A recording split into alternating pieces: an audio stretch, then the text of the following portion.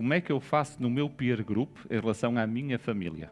Ou seja, eu preciso de retirar família direta de lá, como é que eu lido com isso? Aos 21 eu inicio a trabalhar num banco.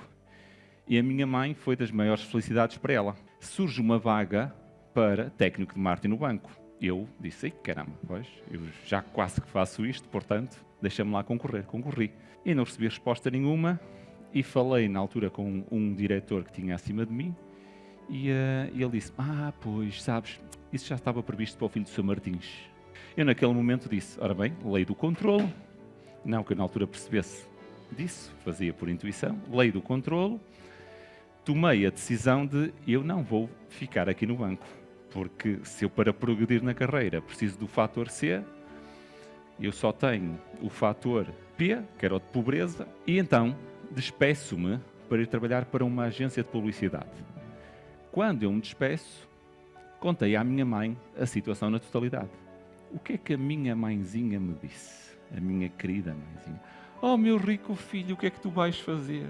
Tu estavas tão bem, um banco, uma situação tão boa. A partir daí, o que é que eu fiz com a minha mãe quando eu depois me despeço do outro lado e quando eu então passo a ser empresário, uma situação de tanto risco para os papás? A minha mãe só ficou a saber que eu era empresário quando eu já era empresário com E maiúsculo.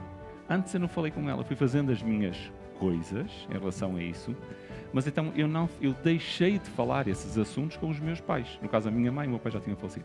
Então, é isso que eu faço. Ou seja, não falo daqueles assuntos. Então, são duas regras, pessoal. Uma é não falar dos assuntos que vocês sabem que as opiniões são diferentes. E os vossos pais não vão mudar. É uma fonte de amor inesgotável.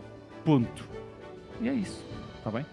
Agora, não são os vossos conselheiros. Então, os assuntos sobre os quais eles não são entidades e há desfazamento de opiniões, a gente não fala disso. Então como é que eu faço para não falar disso? Não falas. Depois segues a regra número 2, que é, vês que quais assuntos os teus pais gostam de falar. Então eles gostam de falar da tia Micas e daquelas férias que eles fizeram em Mondim ou onde for. Então, tu falas desses assuntos, eles vão para lá e tu vais para cá.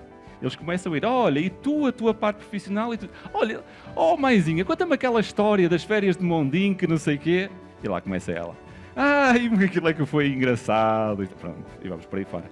Ou seja, as perguntas condicionam o foco. Quem lidera uma conversa é quem faz as perguntas. Então, tu lideras sem que outra pessoa perceba. Fazes as perguntas para o lado que tu queres.